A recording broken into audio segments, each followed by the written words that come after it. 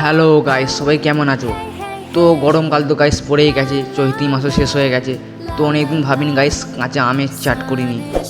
বেশি না কিছু ভেবে গাইস তো আমি হাতে একটা আম নিয়ে এলি। তো গাইস তারপর আমগুলোকে ভালোভাবে জল দিয়ে গাইস ধুয়ে এলি। আর একটা কথা গাইস, তোমরা কে কে আমার মতন আমের চাট খেতে ভালোবাসো কমেন্ট করুন গাইস, ঠিক আছে গাইস?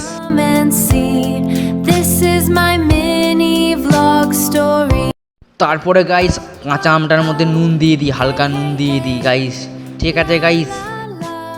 তারপরে গাইস লঙ্কার ডিপিটা খুলি। তারপরে গাইস কাঁচা আমটার মধ্যে লঙ্কা গুঁড়ো দিয়ে দিই। তো গাইস তোমরা কে কে আমার মতো আমের চাট করে খেতে ভালোবাসো কমেন্ট করবেন গাইস, ঠিক আছে গাইস? আর এইটার মধ্যে আরও অনেক কিছু চাট লাগতো, ঠিক আছে গাইস? তো আমার তো কিনে আনা হয়নি, তো আরও অনেক কিছু দিলে আমের চাটটা আরও খেতে ভালো লাগতো।